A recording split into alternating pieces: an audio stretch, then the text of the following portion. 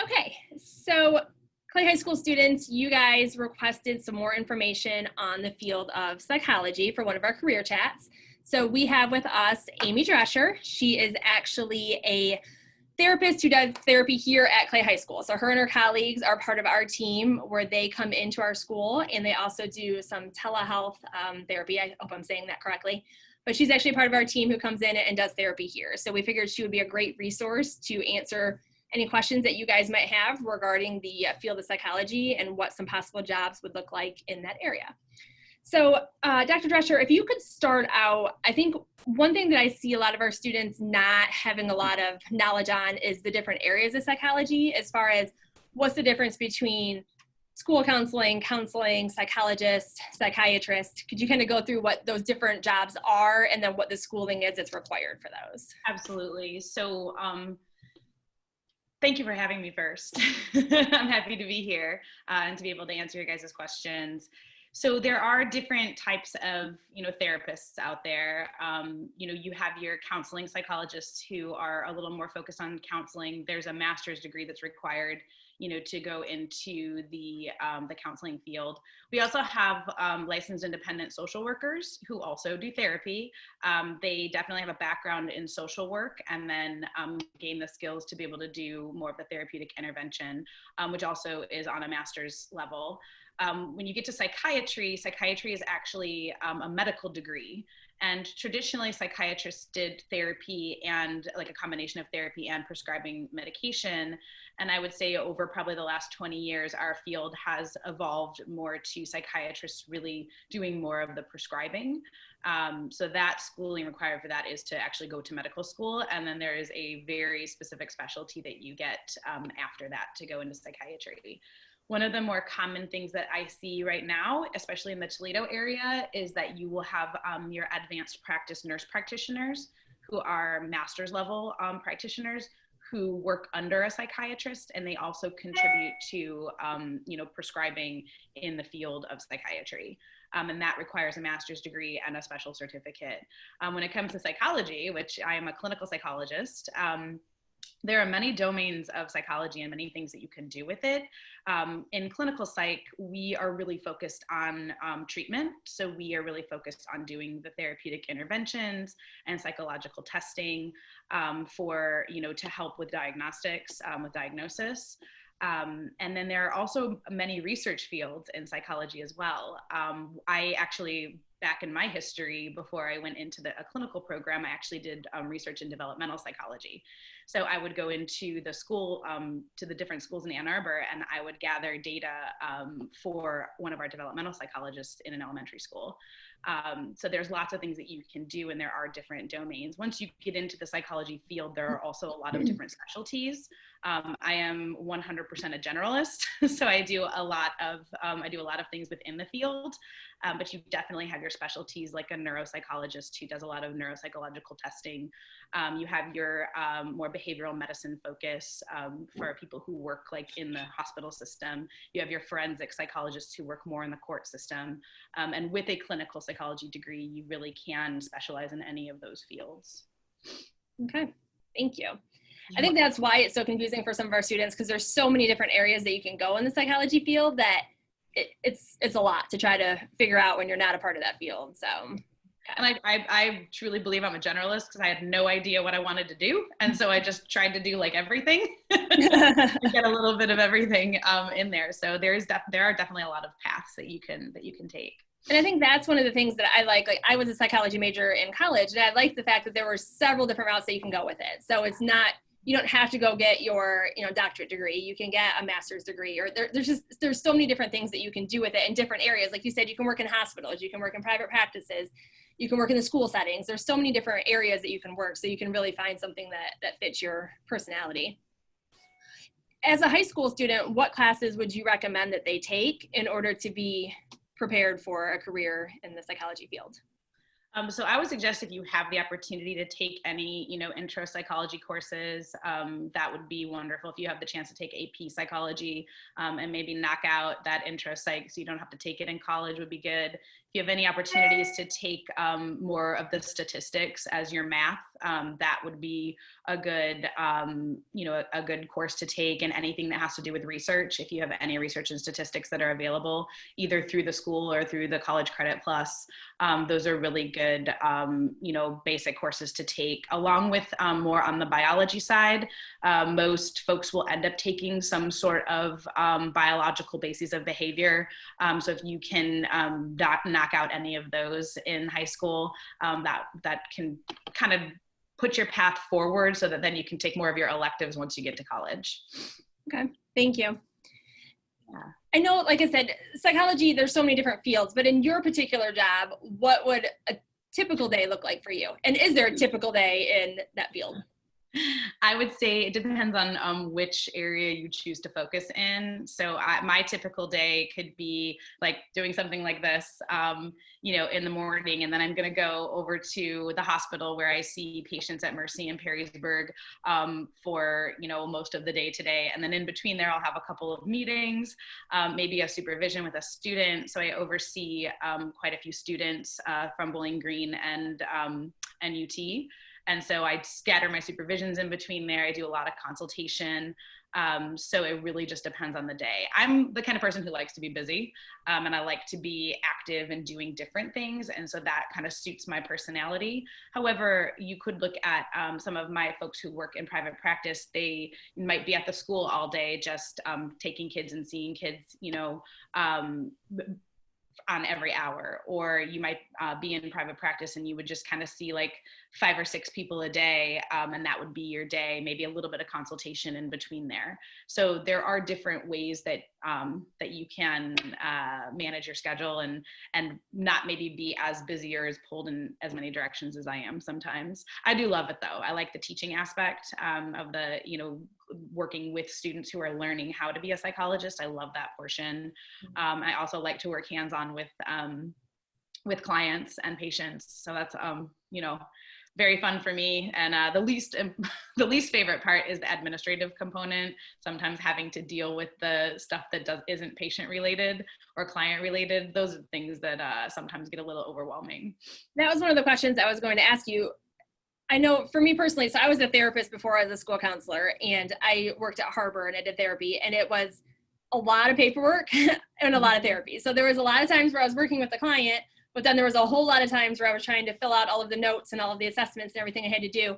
So for you, do you feel like there's a balance between the clinical side where you're actually with the patient versus paperwork, or do you feel like you get bogged down with a lot of that paperwork kind of? So funny that you asked that. I came from community mental health as well in this area, and I've never in my life ever had to do so much paperwork. Mm-hmm. I've been doing this for 20 years and I could not believe the amount of paperwork.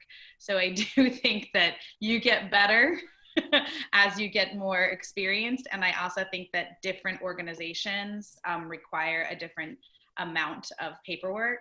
And I would say that where I came from in CMH was definitely overkill. Mm-hmm. So now I would say that was one of the questions I think that you had asked me prior to this meeting. I would say for every hour I spend with a patient, I spend 10 to 20 minutes doing paperwork. It's not significantly, weighted on the other side, and it's not super overwhelming once you kind of get up and running and you know what you're doing. Yeah. What typical hours, if a student's going to go into this field, again, I know it's hard because there's so many different areas that they could go into.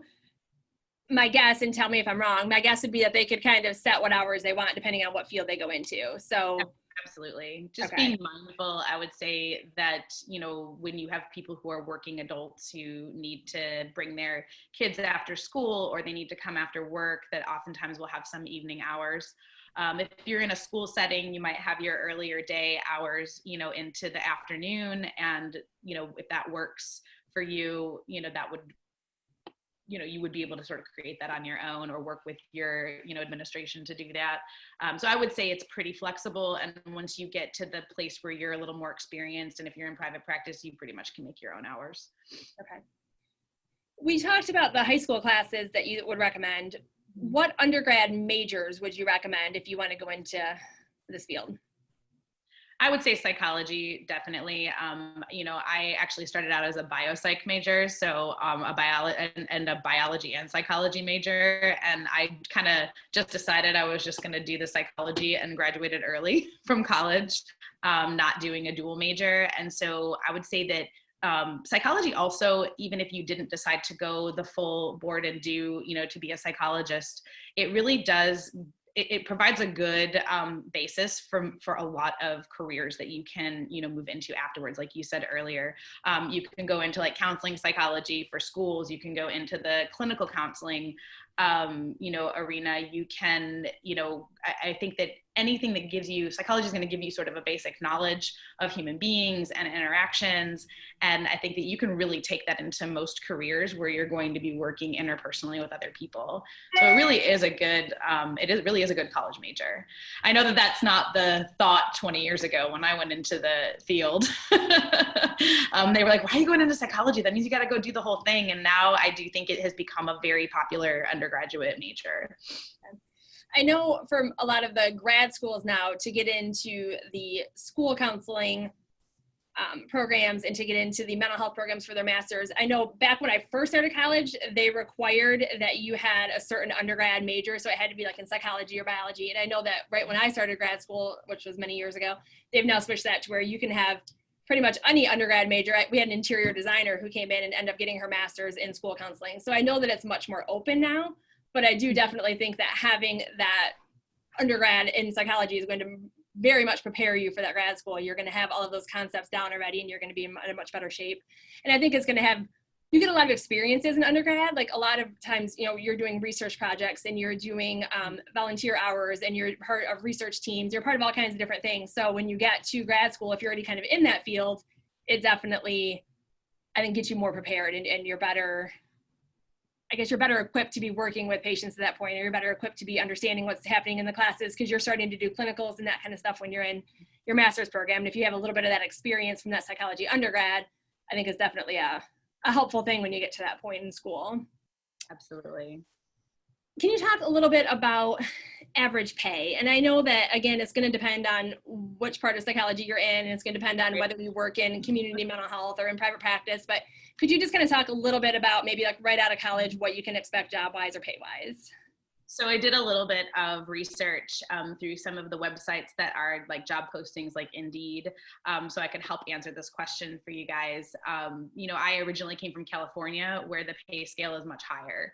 So the average psychologist with like very basic 1 to 2 years experience, their base pay is about $150,000. Where here in Ohio, the average salary is around $95,000. So that's also going to vary geographically, you know, based on where you are. The 95 I kind of pulled from the Sylvania area. That was where people had been reporting. There's a lot of like Sylvania is saturated with a lot of private practice psychologists. So what I would say is if you are on insurance panels, I would say that basically for an hour, and this is, you know, obviously without taxes and all of that stuff coming out of your paychecks, you're going to make about between $70 and $150 an hour from the insurance companies. So that would mean, depending on how many people you saw a week and what that rate was, I would say on average, if you're looking at hourly pay, you might make, I would say the average is probably around $90 an hour for each client that you see. But then you also take into account that you're not necessarily going to be seeing people 40 hours of the entire week. So you have to take that into consideration. But there is about a 19% projected growth in this field, and it is becoming so much more needed in many places. And so I do think that you'll definitely see pay increases come with the demand for therapists and psychologists. Mm-hmm. I think absolutely, I agree with that. I'm seeing the need for mental health services, and I think especially with all of the pandemic that's happening right now. I know a lot of our students are struggling. I know that a lot of, you know, people in the community are struggling, and I see that need for mental health services definitely rising. A lot of our professionals are struggling too. Yeah. I think that you're looking at first responders and folks who maybe had been coping, relatively well. And now with the extension of COVID and everything that's happening, we're seeing a lot more people that are coming in just to, basically vent and get some skills and, talk about what's happening in the world. Yeah. It's all over. Absolutely. Yeah. And we're tired too. Right. Amen. Yeah. It's stressful all the way around. No doubt. It's such a rewarding job that you just keep doing it. Like that's part of, when you're helping people, that's the best part of the job. I agree with that wholeheartedly. It is exhausting, but it is absolutely rewarding, and that's what keeps feeding you. Yeah. Can you talk about, for your own personal experiences, what is your least favorite part about the field? And then what is your favorite part about it? It sounds like you may have just answered your favorite part. Right. So definitely the least favorite part is having to do paperwork and dealing with administration issues that come up. The best part is really just being there, working with people. I love to just, I've always been fascinated with people's stories and, how they got to where they are. And I've always wanted to, be there to be supportive. And that is the best part of the job. I would also say, maybe not even second, but similar to that, I really love working with new psychologists, people who are training in the field, teaching them how to integrate what they're learning in clinical intervention into the actual real world. Because you can read a book and you can study a manual, and that is not going to teach you how to integrate that into actually practicing, with individuals, with kids and families and, adults. So that is the part that I really love. Yeah. Okay. Mr. Ramsey, can you think of anything that you want to ask or add? There were a couple things along the way. I guess the most recent thing I just, piqued my interest there was, if I'm a senior or I'm a junior and I'm really starting to think about careers, are there personality traits or skills that I should have as a person, or deficits of skills that I should be concerned that maybe I like this career and it sounds like a good idea, but I know I'm not a good listener, for example, or I know I'm not organized paperwork wise, for example. Are there certain necessities, or are there things that you can learn from your education? Can you speak a little bit to what kind of personality type or skills should someone have if they want to go into this field? Absolutely. I mean, I think, empathy is, your greatest trait that's going to take you the furthest. I really think that it's funny that you asked that, because I think that I just as a kid, as a teen, as a young adult, I was just a very good listener. And so made it easy for me to kind of go into that field, or to go into this, this particular field. And I do think that there are lots of things that you can learn. Some of the greatest therapists I know, by the way, are really not very organized. And that's where you find somebody who can kind of help you maintain that organization. I do think also, you definitely have folks who are, flexibility is a really great thing. And if you are a little less flexible, sometimes you go into more of the psychological testing and more of the neuropsych route, because it is a very structured, most of what you're doing is probably going to be testing, and that's very structured. It's not necessarily the need for more of that generalist flexibility. Research is another place that people can go. Maybe if, going into research, maybe if they're, not as comfortable with that interpersonal connection, there's still the research portion that you can go into. But I would definitely say interest in people, wanting to work with people, and having, empathy, for others are really your key traits, I think, that make a really good therapist. The second thing that I thought, and this is what was in response to a question you answered a little bit ago, but healthcare is a really complex system, and dealing with insurance companies is a really complex matter. Was healthcare and insurance and all that paperwork and jargon a part of your training at all, or is that just something that through experience you've learned to navigate those fields and how to coordinate all that? Or Definitely through experience. I will say that I think a lot of our universities now are becoming pretty hip to this idea of private practice needing to, like, people needing to understand what goes into working in private practice. So now, interestingly, that's when I started taking some of our students into the private practice, realm, for their 5th year. The universities would give them to me to say, hey, show them what it's about, because it's not really part of our training. I think in the training that I had, when I was in California, we probably had like a 3-hour course where someone talked to us about it. But I will say, out in California, we didn't deal with insurance companies the same way that I work with them here in Ohio. And that was definitely something I learned on the fly, on the job, over the last 4 years. And I think that there are ways that you can access other professionals who are in the field. And so there is like a mentoring that can happen afterwards, after you graduate. And that's kind of what I'm doing with our students now, is teaching them kind of what goes into being in private practice. Gotcha. I'm going to kind of throw this question on you, and I didn't give you any chance to prepare for this one, so if you don't know, that's fine. But as a high school student, if they think that they might be interested in one of these fields, but they don't really know which area they want to get into, or they don't really know what it's all about, is there any kind of opportunities that you're aware of where they can do any kind of shadowing, or where they can figure? I know it's hard because a lot of things are confidential in the psychology field, so they may not sit through a session, but are you aware of anything in the area? Yeah, absolutely. So I've actually taken students on when I was in community mental health, and then also within Mercy, to do like job shadowing. So there are lots of things that we have to do to figure out what's going to be the best way of doing that, because of the confidentiality and the nature of what we do.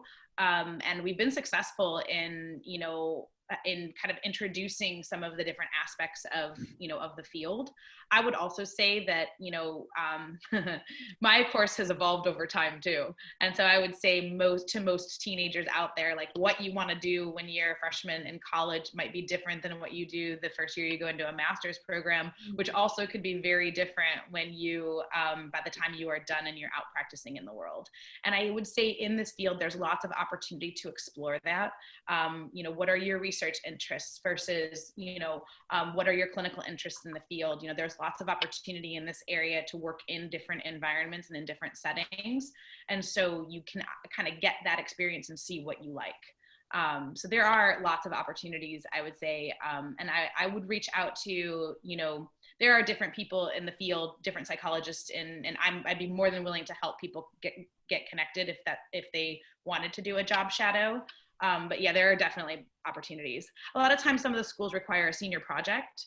And so I'd taken on several senior project kids over the last couple of years, just to come in and shadow, and even just doing interviews and kind of explaining what we do, and maybe just hanging out, even if you don't get to see a session in particular, being able to sort of just be there and see how things go in the office and talk about the types of clients we see.